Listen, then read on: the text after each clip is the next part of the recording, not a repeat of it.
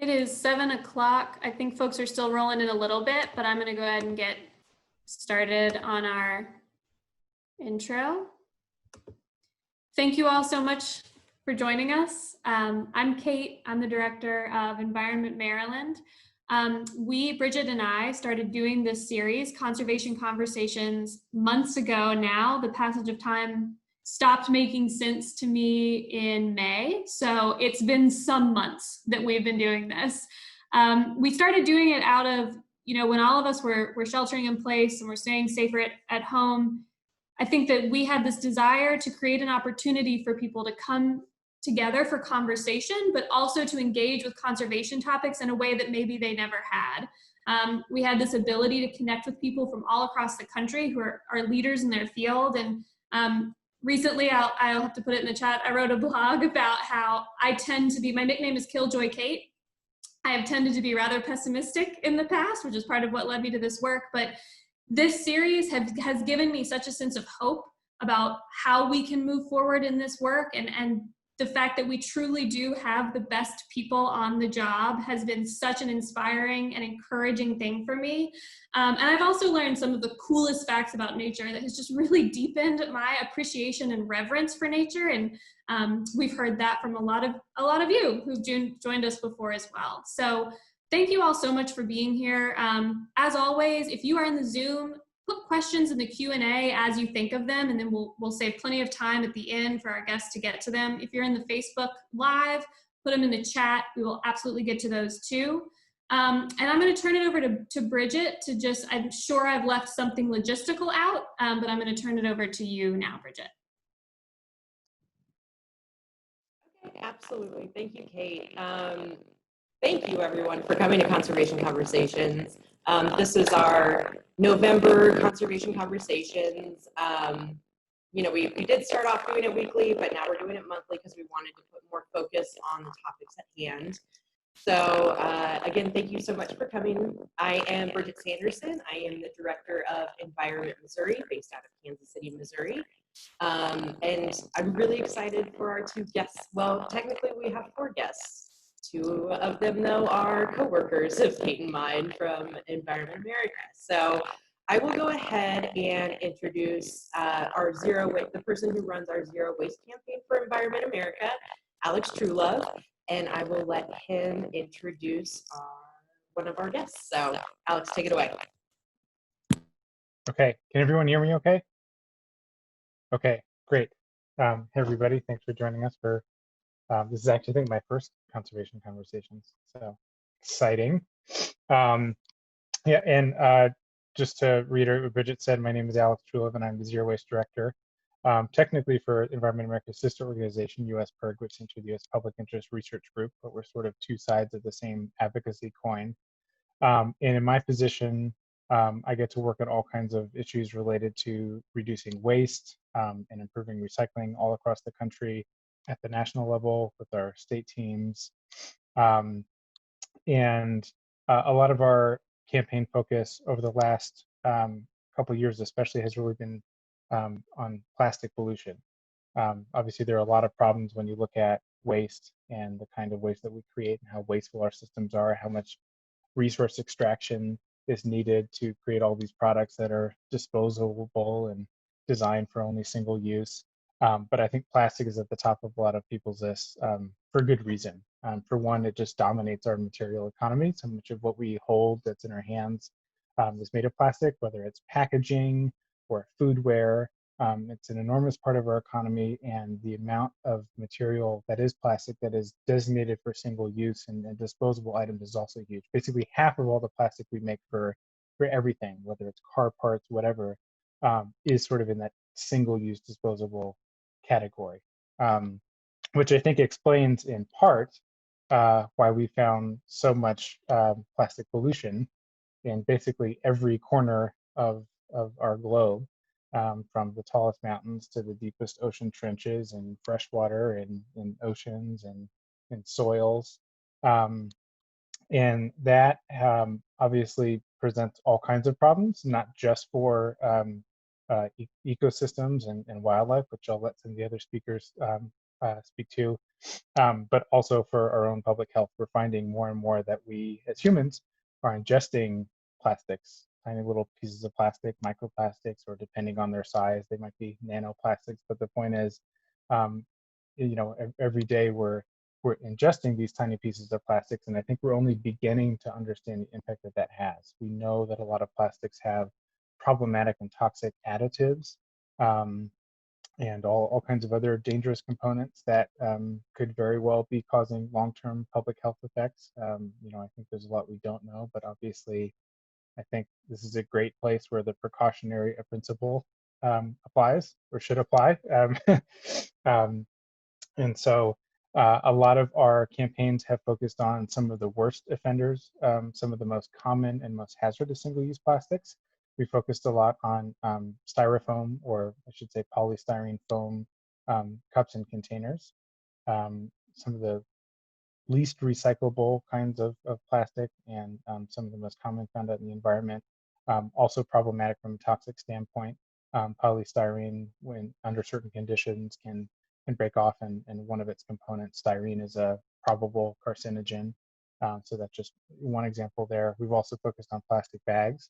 I'm sure a lot of you listening are familiar with plastic bags being another common and problematic form of plastic, and also one that we really can, like tomorrow, just move away from. There are just, in many cases, so many better, more sustainable, reusable alternatives to bags and to other things as well. So we focused a lot on, in many places, in many states, of trying to take the first step by just moving away from some of the most problematic and most common single-use plastics as sort of a way of taking that first step, and hopefully all agreeing that, hey, there's certain things that we just don't need anymore. And I think moving forward, we'll have to think about reducing our plastic waste in more comprehensive ways. Unfortunately, we can't necessarily go about and individually ban every single thing that's made of plastic in our lives. But we can start to really, I think, put the onus of responsibility of sustainable design onto producers, which is something that we're excited about.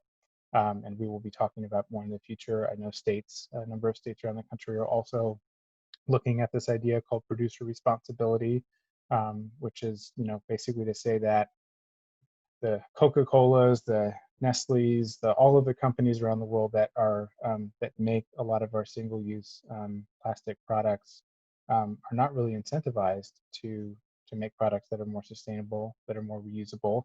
Frankly, it's just cheaper to make stuff that people can immediately throw away, and they don't they don't have to pay for the cost of collection for our trash or recycling trucks, or certainly not the cost of plastic being in the environment.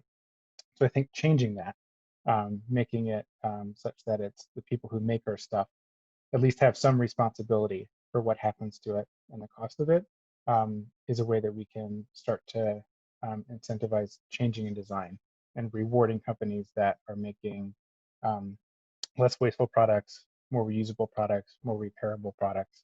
And so those are some of the things that we're really excited about in the near future.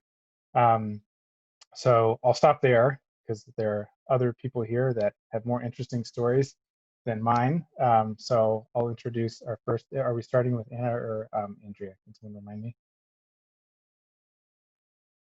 Anna? Okay, great. Well, I've known of Anna for a long time, and finally got to meet her in Denver a few months ago when she was coming through town, and have always been fascinated by her story and her personal connection to plastic pollution out on the seas. I talked briefly about, I think everyone here is probably aware of the issue of plastic pollution, not just broadly, but particularly in oceans. And don't know if there's anyone in the world that is quite as personally familiar with that problem as Anna. So I'll let her take it away. Well, thanks so much, Alex. And it's really an honor to be here with you all on, dare I say, this momentous and celebratory week.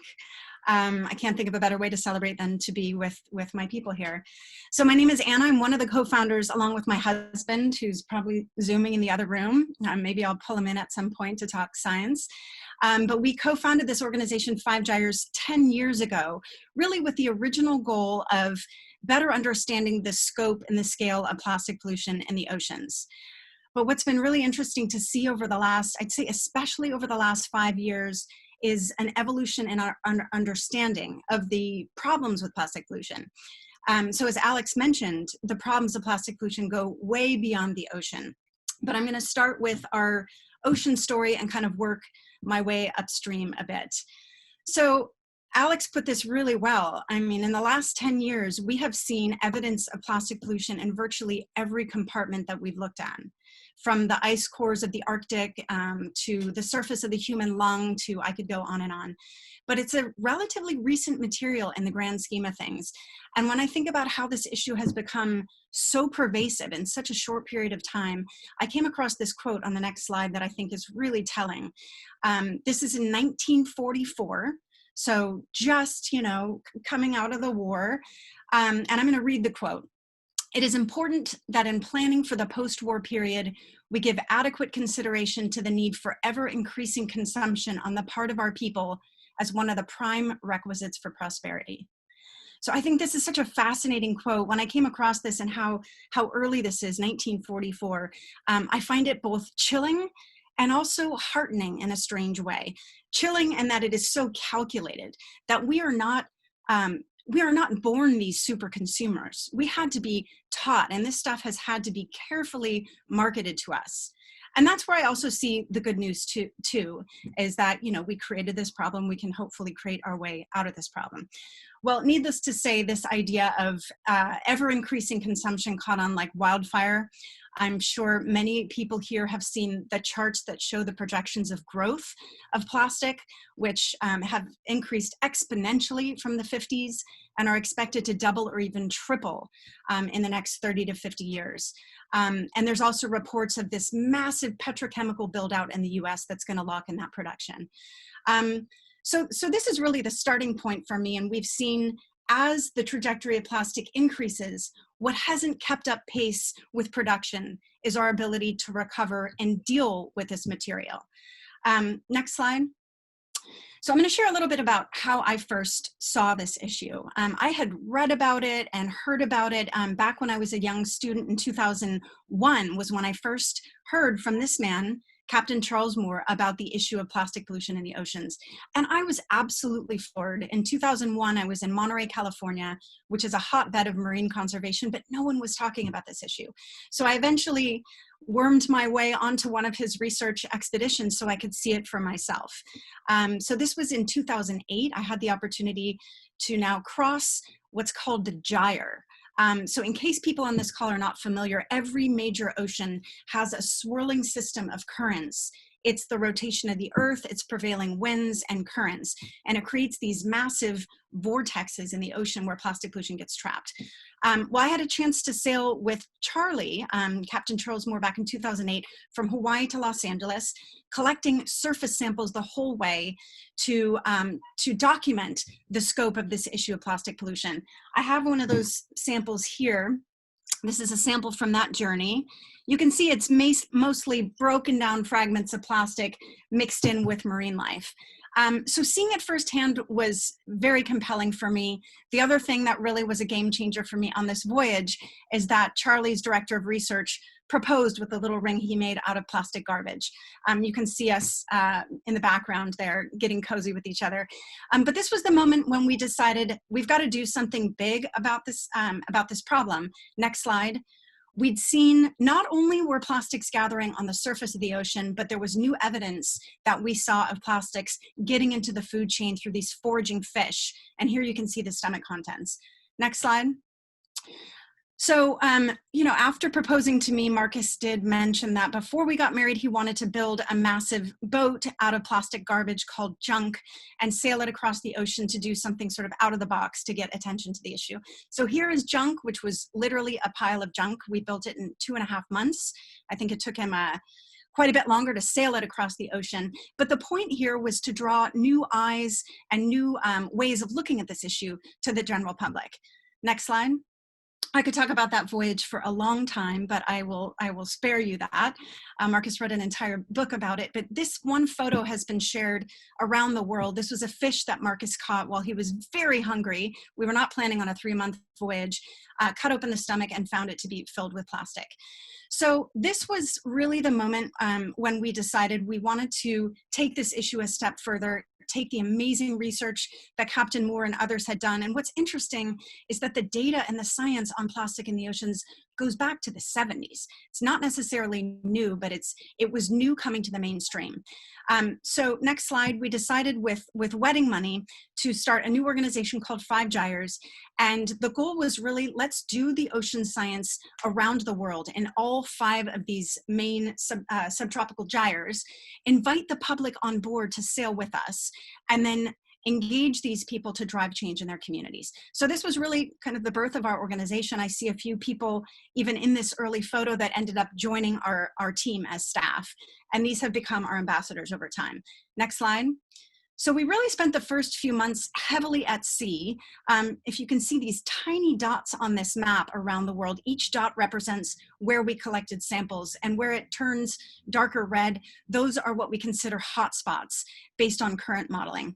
So when we looked at all of our data points, and we had tons of citizen science scientists, we had CEOs of companies and journalists and filmmakers and poets and all kinds of people come on these expeditions and help us do the research. So we took all that data in 2014 and coupled it with data from 7 other scientists from around the world, next slide, to come up with the first global estimate of plastic pollution in the world's oceans. So this is a conservative number, and Marcus has been working on an update of that plastic model now that we have a ton more data at our fingertips, inviting some of those scientists who first published back in the 70s and 80s to join him on this update of the global estimate. But this really confirmed for us that the solutions are not in the ocean. You can't skim the ocean. You can't skim 5.25 trillion particles and rising from the ocean surface. We have to go upstream. Next slide. Now, we wanted to go further inland, and our next speaker is going to talk more about the Great Lakes, but we wanted to see how to engage people who don't live right on a coast, on a shoreline, to care about ocean conservation, because we all depend on healthy oceans, but it's not obvious if you don't live right on the shoreline. So that inspired us with the support and partnership of some scientists from SUNY Fredonia, New York, to go into the Great Lakes in 2012 and 13, survey all 5 of the Great Lakes. And what we saw there really stunned us, and it wasn't what we were looking for, but we found more plastic by count in Lake Erie than any of the oceans we'd surveyed. Next slide. And it turned out that the culprit were these microbeads. Now, this was the first time for us, when you look at a sample from the middle of the ocean, there's no way to tell what company or what country generated that plastic pollution. But here in the Great Lakes, for the first time, we were able to trace microplastics to a source. Now, our big takeaway here, we published the data, we took it in hand, we felt like we had a smoking gun. We took it right to some major companies that produce these, and what they told us was, more research needed. Until you can prove that it's our beads going into these lakes, we don't have enough data. So that wasn't good enough, and with the support of many, many, many organizations around the nation, including the Great Lakes Alliance and NRDC and Story of Stuff and Clean Water Action, on, we were able to pass a strong bill in California, and that eventually scaled to a federal bill with many, many hands. Now, Alex mentioned before, next slide. So this resulted in the federal bill that President Obama signed in the final weeks of 2015. Now, it takes a lot of work to pass bans on single products. Banning plastic bags, we spent about a good 10 years on that in California, and on and on. So we really need to be looking at comprehensive suites of products. Next slide. And when we think about how to solve plastic pollution, what are the intervention points, it's important to look at what are the sectors, because we won't come up with the same solutions for fishing gear as we will for tires and e-waste. As a movement, we have tended to focus on consumer goods packaging. Next slide. As one of the sectors that we're predominantly concerned with, the single-use plastics in the consumer goods. Next slide. As we think about solutions as well, though, it's important to look at some of the shifts in the movement and some of the new learnings. So I want to mention a couple things here. The first was a groundbreaking study produced, a series of reports produced by the Center for International Environmental Law, really drawing clear connections between plastics, climate change and this petrochemical boom that I mentioned. So I highly encourage people to read that report. The short version is that this access now that we have to cheap oil, to shale and fracking, is really driving a massive expansion in our petrochemical facilities in this country. And if we don't get a handle on it, we are locked into production for the next many, many decades. We're also seeing, if you see the photo in the bottom left-hand corner, that is plastic recycling being stockpiled at a warehouse in Seattle. So when China stopped taking our dirty mixed plastics a couple years ago, that has really shifted our recycling capabilities in this country. Now, as I'm sure many people here know, when it comes to recycling plastic, we've been sold a false bill of goods here. You can't really recycle, we can't recycle our way out of this issue. And we're seeing the collapse of this now. Most of the plastics that we're dutifully putting into our blue bins are really just being trucked out to the desert, like here in Los Angeles where I live, or incinerated. Up in the right-hand corner, you can see a photo, and this is where really plastic pollution, production, and environmental racism and justice come together. I live in Los Angeles, which is one of the largest urban oil fields in the country. And this is a photo I took on a toxic tour last year with an environmental justice group that takes people to show them this is what plastic production and oil refining looks like. It's communities of color and marginalized communities living right next door to these refineries. And this all dovetails with the growth of a new movement that many of us here are a part of called Break Free from Plastic. Really looking at plastic as part of an entire supply chain that harms public health and ecosystems at every step of that journey. Next slide.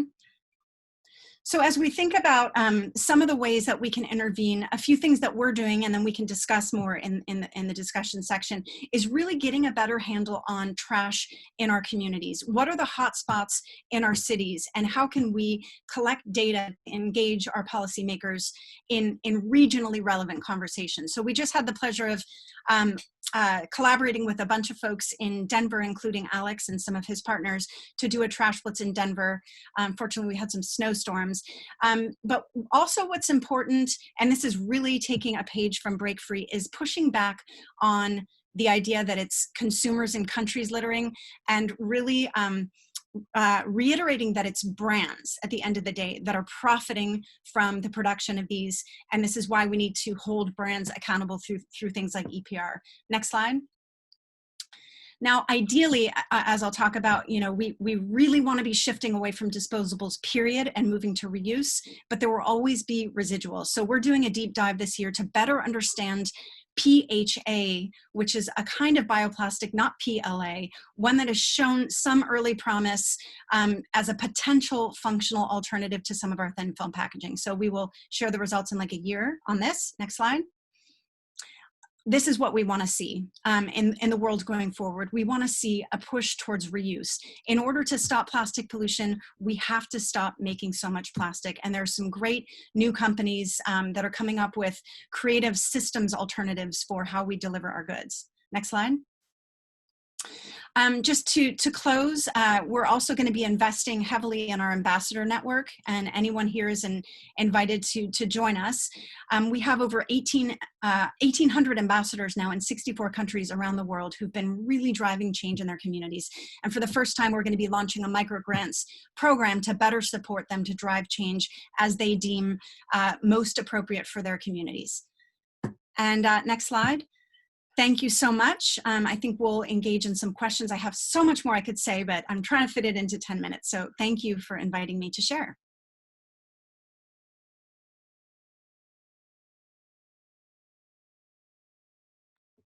Thank you so much. I have so many questions that I wrote down during it, but we are going to save it for the end. But I'm so excited. So I'm going to, Bridget, turn it over. Or no, I'm doing it. Sorry. I'm so lost in the sauce here of thinking about there's so much to think about, and there's so many pieces that play into this, and this is my favorite thing to talk about.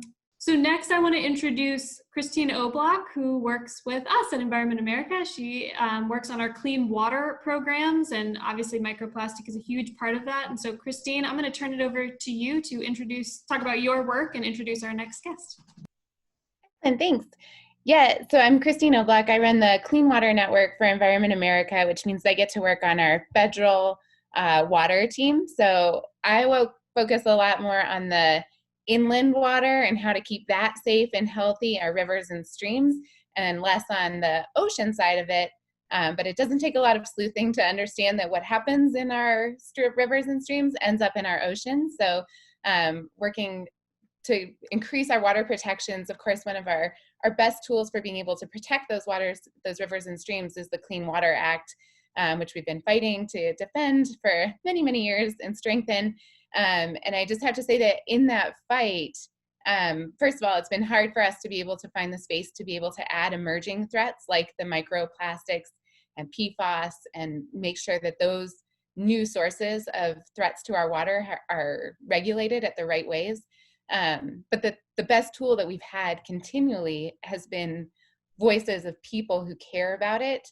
So hearing from all of those ambassadors that we just saw in that slide to say that this matters to me here in my community, hearing from the people who are facing the impacts of those refineries and those like frontline, fence line communities, making sure that we're hearing from business owners and all kinds of different folks who come together to stand up to say that clean water matters to them, which is why I'm really excited to introduce Andrea Densham, because she has done that for us in a project that we launched called our Voices for Clean Water. So this is just a place that we've been able to gather all of those voices from those different communities, both geographically and demographically, to be able to speak up for the protections for clean water. And so Andrea is with the Shed Aquarium in Chicago, and as has already been mentioned, works extensively on those Great Lakes protections. So I'm gonna let her take it from there and talk more about that particular inland body. Fantastic. Thank you so much. And thanks to all of you for inviting me to join. It's always an honor to be with all of you, and Anna, an honor to be after you, who has really taken us down the field. And we at Shed are able to do what we are able to do because of the great work they have. And if you don't mind putting my slide up, I'll give you a little bit of background of what Shed's up to, but I really did want to start by saying our work on plastic has a lot to do with Anna's leadership and the work that Five Gyres and others have been doing around that. I'm part of not only Shed Aquarium's policy leadership, but Shed is part of the Aquarium Conservation Partnership that made plastic pollution one of our aquarium partnership priorities. So you can go to the next slide. And at Shed, we, and you can hit it again, we use science as our North Star. It's one of the most important ways we decide what public policy work that we're going to be doing. I'm very honored and privileged to be able to work for a CEO who's a scientist and whose spouse is a physician. And it is not hard, and for whom we, in an organization that has a whole team of scientists, we have a whole team of marine scientists and freshwater scientists that I get to work with every single day. It is their research that informs the public policy work that we do, and vice versa. We work hand in glove that way. But we believe that science should drive our work. It's also deeply relationship related and impact focused. And we really want to make sure that we are driving towards protecting wildlife and the wild places that they call home, and that we really believe that they are worth saving and protecting for generations to come. And we also believe that it's critically important to empower people through information, through good science, and through tools in order to be able to engage themselves in having a greater impact on public policy and on the communities that they live in. We also believe that you can transform, that you can use scientific knowledge to transform and develop good in real time, highly impactful public policy, and that we can do that without waiting 10 years, but by using as many tools in our toolbox to work with administrations from the federal and binational level all the way down to city councils and school boards. And we really also believe, and this is because we have the opportunity to work with multiple generations, from folks who have been volunteers at Shed for 30 years to young children who are first engaging with us and through some of our educational programs, that our work isn't just for us, but it's for generations to come, and that it impacts our health and our well-being, as well as the health and well-being of the wildlife that we care so much about. So next slide. And I want to just highlight a little bit, and this is nice to get the intro up and focus on the Clean Water Act, but to talk a little bit about our priorities and then how preventing plastic pollution fits inside of that. So our work and my public policy work is split between ocean and Great Lakes and fresh water. We're trying to address and primarily focused on addressing two core crises, one a climate crisis and a biodiversity crisis. And in order to do that, we need to save and protect the habitat that those creatures are living in. We also need to prevent pollution, and pollution is intertwined quite intensely with our climate crisis, right? We can talk more about that a little bit later, but I want to make sure we note that there's a relationship there. And the way in which, if we address those two things, we need to do it in a way that is not a one-stop or a point in time kind of prevention. It needs to be sustainable, it needs to be smart, and it needs to evolve over time. And so the idea of building a sustainable future is one that we don't think is something that you do once. We think it's something that's iterative and that we're constantly learning about what the best ways to continue to go forward are. And I think the Clean Water Act is a really great example of that. We know the way in which it was impactful 20 years ago is different than how it needs to be impactful now, because there have been new substances out that have been created that can cause incredible harm. Also want to note, you can go on to that next slide because it pivots us back to the Great Lakes. The Great Lakes are an extraordinary thing. Anyone who knows me knows that I'm from the great state of Michigan, and I'm hugely proud, by the way, that we went blue, but also proud of the amazing lakes that I had the privilege to grow up around. And it's a real honor to work in a building that now is right on Lake Michigan.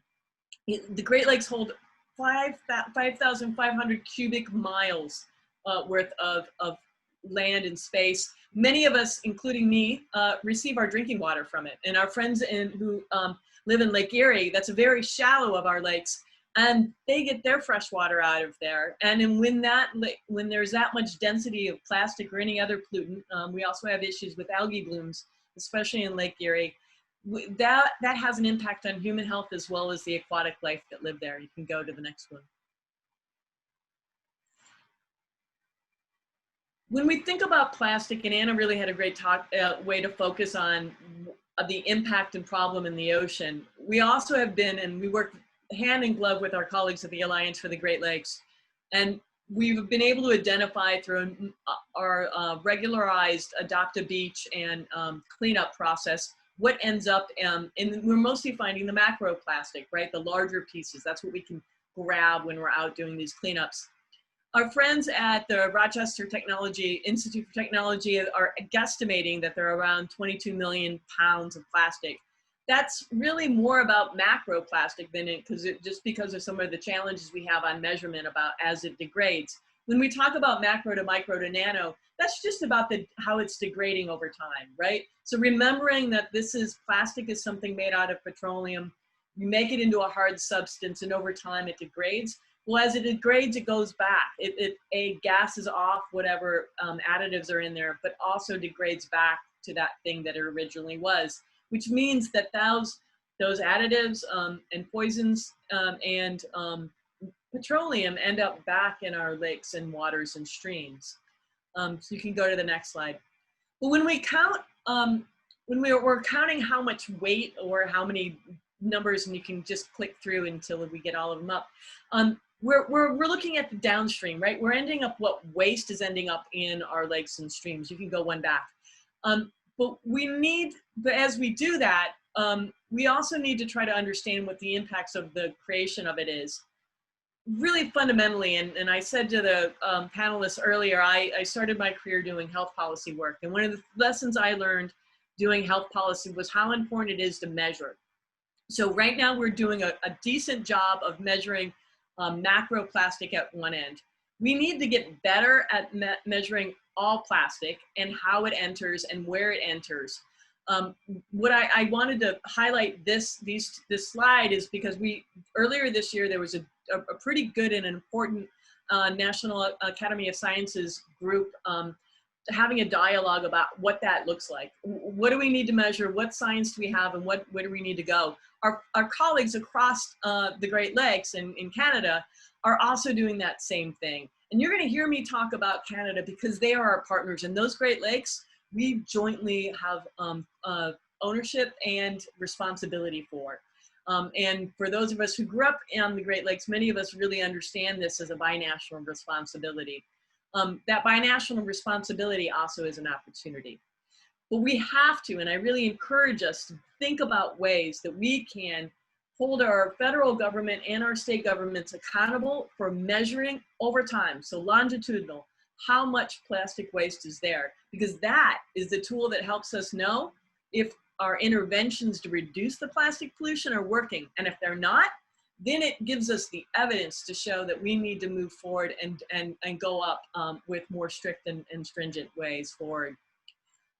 We clearly know that macro, and you can go to the next slide, that our concern is not only the macro plastics, but really what the microplastics are doing, and then really get down to nanoplastics. And I'm not going to go too much further into this because Anna talked more about really well about it, but we really are advancing science quickly. Even in the Great Lakes, it's been amazing over the last 2 years, the amount of new science we're having, and it really is binational, and it's exciting. Next slide. And I want to just take a minute to talk a little bit about the project ahead of us. And Alex and Anna really highlighted this, that we need to think more towards the future and how we build public policy that's going to have an impact that's sustainable over time. Moving towards zero means moving towards reducing the amount of single-use plastic that we have and the waste that it's created. But we also need to think, and to Alex's point, that means that we also need to really think about extended responsibility. Push it back towards the people that create it. Think of the tires in your car, right? The people who are responsible for ensuring that when my tire's done at end of its use, the person who takes it off my car, whether it's me or my mechanic, is then is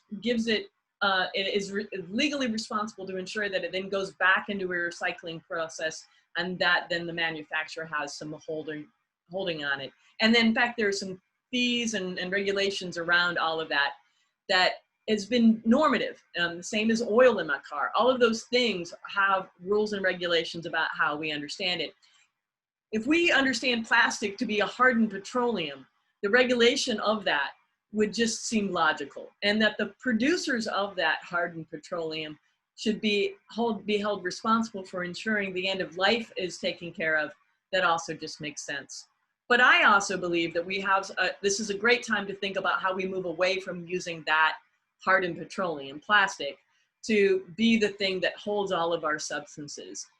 Reuse just makes sense, and maybe it's the part of me that believes that using a reusable bottle and creating it a glass is a smart thing to use, right? This glass I can use over and over and over again. If I, instead of using this glass over and over again, just used one plastic container and I then threw it out, I'm just being wasteful, and it's a bad use of not only the end subject project that then has to go into our waste stream, but it's also a waste of production, right? So if we're thinking about climate change, we're also wasting more in the production and the creation of those things. So innovative strategies are really, really important. And living in the Great Lakes and in the Midwest, we're the place where people are thinking hard about switchgrass and hemp and growing new, interesting things in sustainable and regenerative ways. If we can move that towards the creation of more sustainable products to hold things in. So if I need something to be sent to me, if it can be contained inside of something that's not plastic, but instead is maybe hemp that then can be composted and then gone back to regenerative agriculture in the urban center, that is a circular economy. That's one that we all can think about. I mean, in the last couple minutes here, let me just also say that, so in addition to reuse and sustainable packaging and manufacturing, we also need to literally look to government to making sure that we're measuring impact, that we're incentivizing these things, that we're reducing the amount of single-use plastic and moving towards bottle deposits. Again, I'm from the state of Michigan. We've had bottle deposits since I was a kid. I'm in my 50s. That just tells you how long we've had it. It's a 10-cent. And when I was a kid, that's actually how we would fundraise. We fundraised to save a local wetland in my neighborhood when I was in high school, and we paid for most of the legal fees by gathering, I grew up in Ann Arbor, by gathering up bottles and cans after football games, and it literally funded the legal fees for that. So it incentivized microeconomies as well, and those are great things to have. And businesses also, we need to lean in and towards them to have them lead by example and encourage them to move towards more sustainable opportunities and objectives. We had a very interesting experience at Shed, and let me just say that we believe in leading by example, and we've moved forward and changed our internal purchasing. I think governments can change their internal purchasing, and that can move markets. When we decided to move away from plastic water bottles and plastic cans to aluminum, we got pushback. And we were told that there was nowhere you could get water in cans, that it was only available in plastic bottles. When we found another source, the original provider of it changed within 2 months. They did have a supply chain that could do it. They just didn't want to move in that direction. We just need to be square and clear, those of us who have the power of the purse, that includes city and local governments, to be able to move forward in that way. Next slide. I also just want to, before I move over to this, I just want to just highlight one more thing on the manufacturing side. And then this gets back to something that Anna was talking about.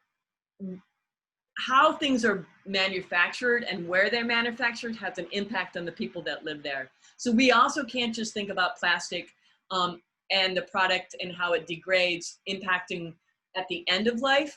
At the beginning of life, the creation of something that's made out of petroleum means that it requires refining and then there's awful toxic pollution that comes from that refining process as well as the manufacturing. If we move towards more sustainable manufacturing, we're not only reducing greenhouse gases, we're reducing the pollution that's impacting frontline communities and polluting those communities, both at petroleum refineries, also at those manufacturing sites. And that's really important for us to consider. And those of us who live in the Great Lakes and in the sort of Rust Belt of the world, we all know what those look like. Gary, Indiana, I can see when I'm standing at Lake Michigan. And right there, you can drive by every evening and see those refineries blowing and burning off petroleum.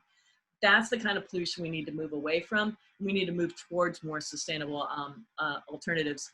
And the last thing I just wanted to, there are two last things I just want to talk really quickly about is one is just reminding everyone that we have partners. And as I said it earlier, we live in the Great Lakes, meaning we have a partner on the other side, which is Canada. We can lean on those binational agreements that we are required to ensure that protect the Great Lakes, to lean back on our federal government and our state governments and our local municipalities to ensure that they move forward. If you could go to the next slide. I just put this next slide up there just to highlight the language that's actually in an international agreement, which says that we have a responsibility in terms of the waters of the Great Lakes to make sure that they are free from pollutants and that they protect not only humans, but also wildlife and organisms. There's actually, that language is there, and both to the point of the Clean Water Act as well as some of our other work, we need to add plastic and some of the other more modern pollutants to this. We need to hold ourselves accountable to it. Next slide. So, and Anna made this point, we can go through these next slides a little quickly. Action is happening all over the place, from the city of Boulder to our friends in Maryland. We're working hard in the Great Lakes, and Canada has already made a commitment to ban single-use plastic. We just need to be able to follow that lead. Next slide.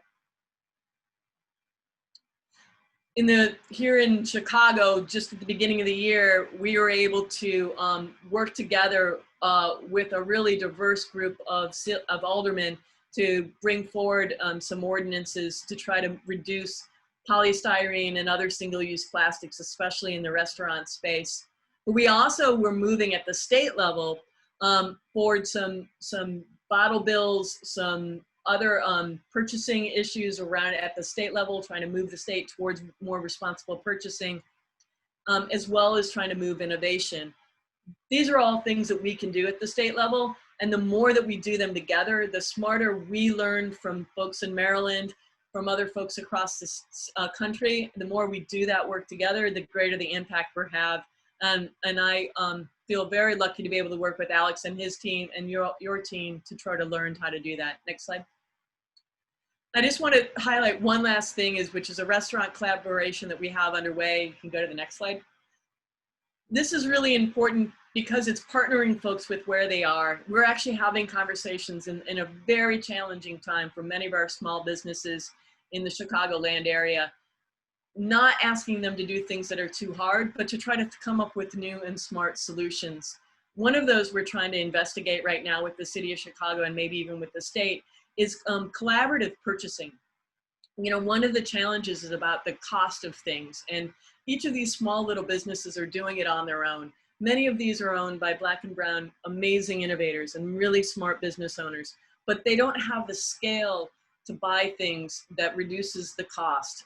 So we're talking with the city of Chicago and some of our other partners to see if there are ways for us to jointly work to reduce the cost of buying in on things. We're also talking with a wonderful innovative organization and business that's going to be trying to use and advance reusable to-go containers in our region. So those are two innovative things. We want to pilot them mostly with those smaller businesses rather than the large ones to try to make sure that we're advancing their help and moving forward. The last thing I just want to say about that, it means we need to be humble and listen hard on the challenges that many of the businesses that are experiencing right now. And we're trying to figure out the best way that we can lean in, listen well, and lend a hand.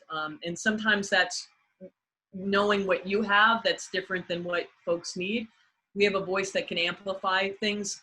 So we're also thinking really hard about how we can amplify and raise up many of these small businesses through our social media venues and opportunities. And I encourage many of you to think thoughtfully about how you can also support some of your local businesses in new and innovative ways when they're doing smart things. Thanks a bunch. I'm looking forward to a dialogue.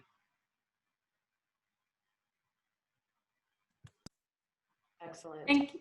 Yeah. Wonderful. I'm sorry. So I heard that my audio was a little glitchy. So if it's still pretty bad, just wave me down. Okay, perfect.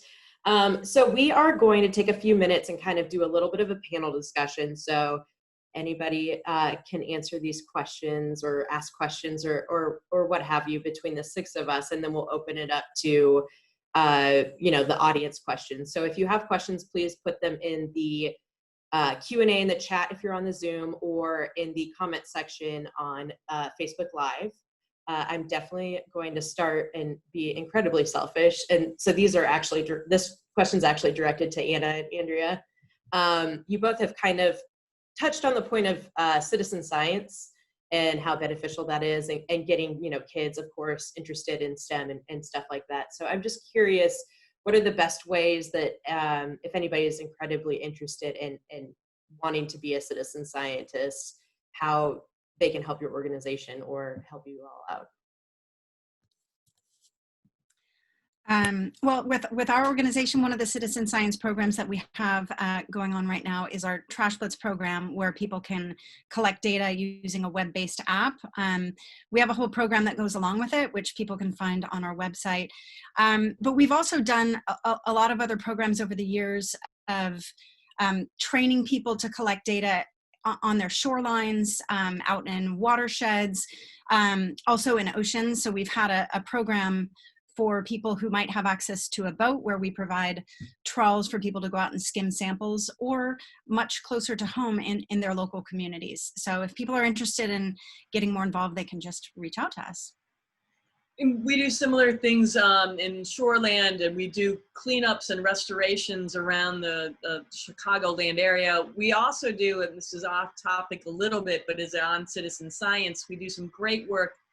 One of our freshwater researchers does great work tracking the migration of suckers up and down from the out into the Lake Michigan, and those types of citizen science work are really important, I think, for us being able to engage young folks, older folks, and entire generations. The last thing I'll just highlight is something we call the Fish Finder, which is actually a way for us to sort of crowdsource whether or not how many fish people are finding, especially folks who are fishing out in little streams and rivers, because we're missing, and we're trying to have a better sense of how challenged or restorative the Great Lakes fisheries are and where we need to go. And we're actually finding a lot more in the Chicago River than we ever thought there would be. So it's actually an exciting thing that folks are being able to identify. In fact, someone just found a pike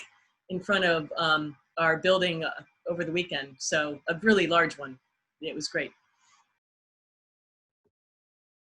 Very cool. So I am now going to be equally selfish and ask a question, and then as questions are rolling in, we'll transition to that. I have a lot here, but I'm going to pick one, which is, I think what struck me was seeing the bodies of water globally, seeing Anna's map of the globe, seeing the Great Lakes kind of more specifically, and seeing that this problem, it doesn't matter where the microbeads started, it is ending up in our water, and that is a global problem. Andrea, you touched on some of the binational agreements. Anna, you talked about your 1,800 ambassadors. And I think I would just really like to hear, do you all have sort of the best case scenario of what does global action on this look like, and what can we ask, from leaders kind of on this international scale, to say, like Alex mentioned, we could move away from this tomorrow. What are maybe in your minds, like if you could wave a magic wand and the top 3 things that could happen tomorrow, what would those things be? Massive source reduction first and foremost. So, an interesting anecdote on this is, the power of science, as Andrea said, to really have a baseline and also to be the backbone of the informed decisions that we make. And now is a time in our nation when we need good science as the source for sound decision making more than ever. In looking back on the data for this update of the global estimate that Marcus has been working on with a bunch of scientists, there was a really interesting leveling off in plastic in oceans back in the 80s and 90s that most likely is attributed to international action with MARPOL, the introduction of MARPOL, which was an international law that prevented dumping at sea. And there is a marked leveling off on the inputs of plastic going into oceans back when MARPOL was introduced. So this really just highlights the importance of global treaties and global law. We're hoping that we can use this next paper as a stimulus to call for a TerraPol. So we had MARPOL preventing dumping plastics at sea. What we really need is to stop plastics on land, because really when you look at the plastic pollution problem, what goes into the ocean dwarfs what is happening on land, the impacts on communities and the environmental racism and the climate change impacts and all the things that we talked about. Oceans are really a small part of the equation. So I kind of lost the original question, but if we could wave our magic wand, I would just say first and foremost, it's massive source reduction and transitioning away from single-use plastics. And I think we do that by having extended producer responsibility, right? Really having the folks who are creating the objects be responsible, and really leaning towards reuse again. That leaning towards reuse is actually meaning that we're leaning in towards innovation, and there will need to be additional sustainable jobs that go with that. As the reason why I'm excited about things like reuse and things like sustainable manufacturing using regenerative ag is that those are things that we're going to need something to put in something, right? But we can do it, and we can build it in a way that's really mindful. And coming from this part of the country, I've seen that innovation happening. I grew up in Ann Arbor. I saw electric cars when I was a kid, right? They're possible, but they need to be incentivized. We need to move in that direction. And then when folks don't move in a progressive place and continue to cause harm, then we need to hold them accountable. We need both and. I'm so sorry, but I wanted to piggyback on that because the jobs part of it is so important. I've been going down a rabbit hole lately reading about shale and what's happening in Louisiana and Texas and Pennsylvania. And at the end of the day, people need jobs. So if I could wave my magic wand, we have to lead in this country. We cannot expect other countries to clean up their act, so to speak, if we're not leading by example here. So, when you look at some of these communities where people really need the jobs and oil companies are coming in and promising thousands of jobs that really aren't panning out, if I could wave my magic wand, it would be bringing big sustainable companies that could offset those jobs and plopping them down in Beaver, Pennsylvania and other places.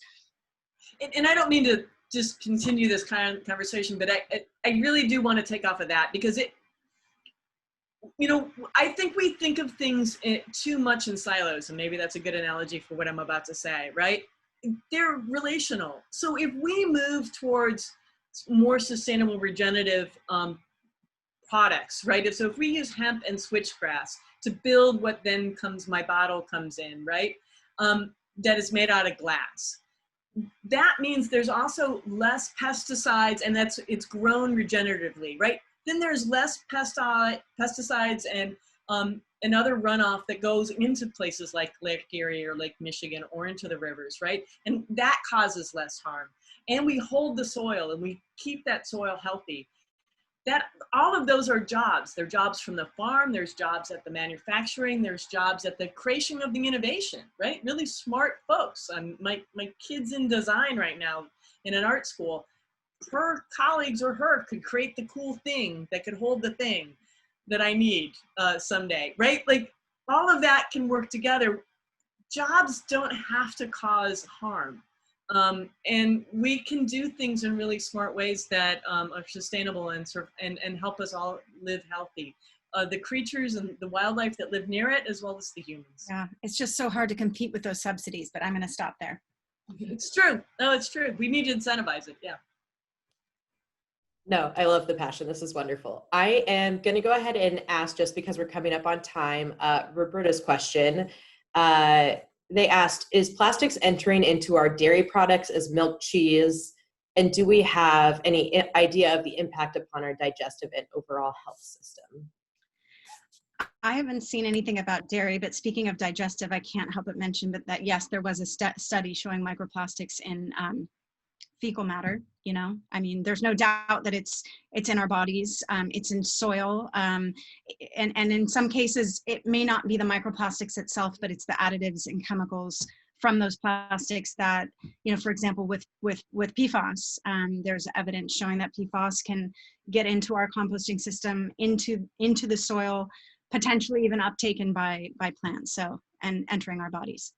Dairy, I mean, given the fattiness of dairy, I would be surprised if there weren't chemicals leaching. And Andrea, you might know more about that. Yeah, I mean, what I'm going to say is, Alex, let's put some money in the appropriations bills for the National Institute of Health in order to do some better studies on this stuff. And I think we had, our point earlier about how things degrade really gets to that point about impact in terms of human health. It also, though, has an impact on aquatic health. And, there's a lot of concern about what these are doing to aquatic reproduction. And because they have estrogen receptor challenge, they can have really negative estrogen receptor impacts. These are all things that we need to learn more about. So we need to know in terms of quantity and scientific longitudinal data, we need to know what's going in, how much of it is in there, and then we need to know what the impacts are. Just a little bit of an aside, one of our colleagues at Loyola University worked with our friends at Field Museum, which is just across the museum campus from us. Field Museum is an extraordinary place with, sometimes hundreds of years of creatures and things and objects that they've collected over time. Some of those are birds and fish. This amazing researcher went back in time and then quantified how much plastic was there over more than 50 years. And it was extraordinarily and devastating to see that longitudinal increase in the concentration. So I think we need more research in it, and I don't mean to be the person that just says that, but I do think that means we need to invest money into it though, right? Alex, or we have one question that I want to end with. I see your question, Jessica, but Alex or Christine, do either of you want to add anything to any of those questions or, topics? I have one thought kind of on the international component that we just visited that also kind of gets at the question that Jessica just asked too, because I think I understand the feeling of helplessness as an individual consumer. Like, what can I do even if I, am not a wasteful person? It feels like such a, drop in the bucket. But I wanted to bring up kind of I think an opportunity with the new incoming presidential administration for the U.S. not to only be better about reducing waste within our borders, but outside our borders as well. I think one kind of story that often gets lost or isn't talked about is how much waste the U.S. exports to other countries, particularly developing countries.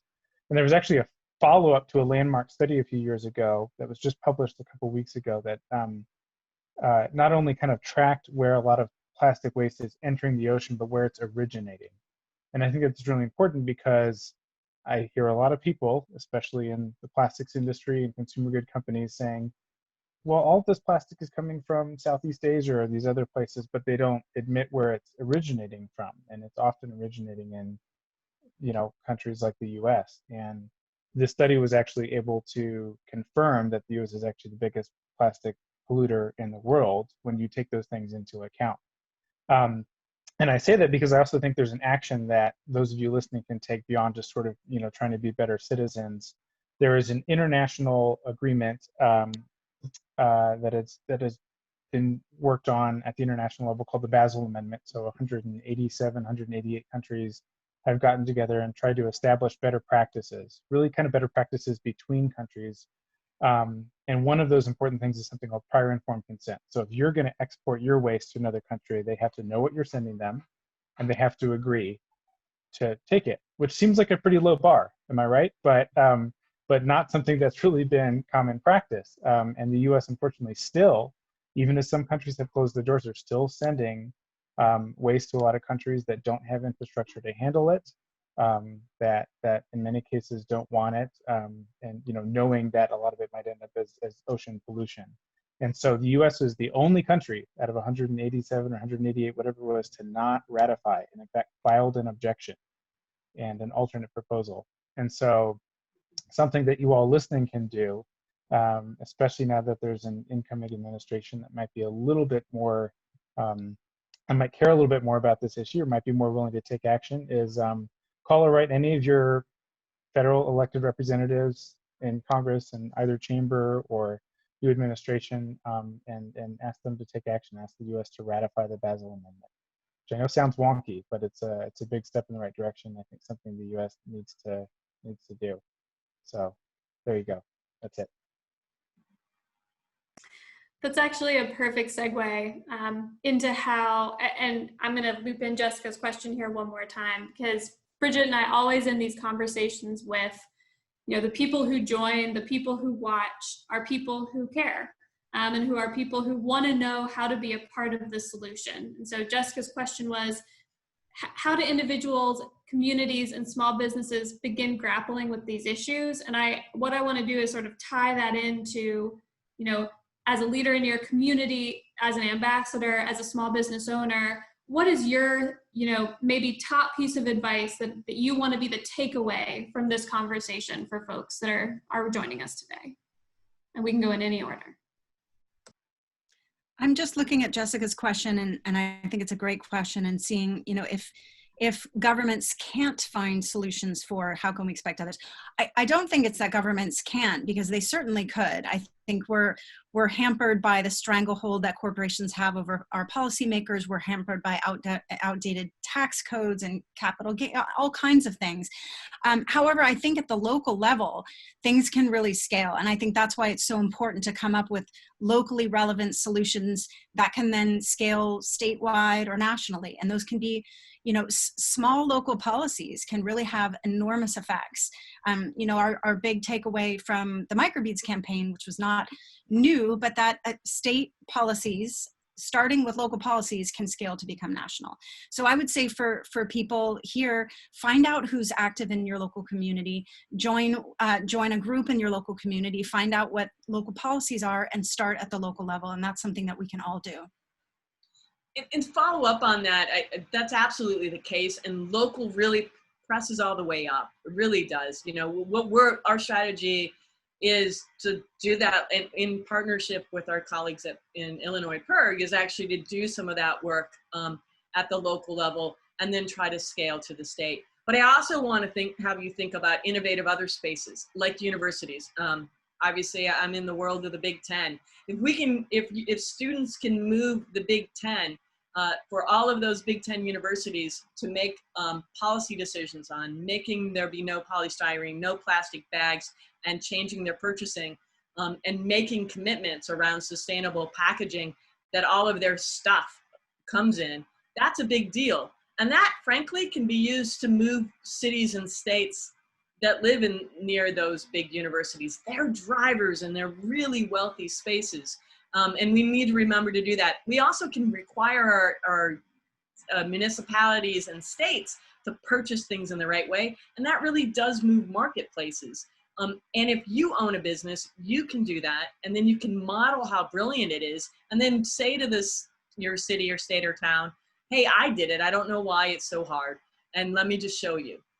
The more case studies we have of success, and if you all have case studies of success and you want to share it with all of us, that's really helpful, because it's helpful for us to be able to say, look at, Jose did this brilliant thing in his restaurant, and everyone who goes to his restaurant loves it.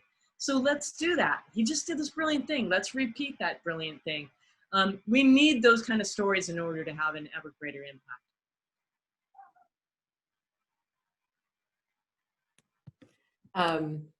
This is so wonderful, and I feel like all 6 of us could nerd out on plastic pollution and clean water issues all night, but I do know that we're past time, and so I just kind of want to wrap everything up, even though I've very much enjoyed this. Thank you so much, Anna and Andrea, for coming and talking with us, and of course, Christine and Alex as well for joining Kate and I.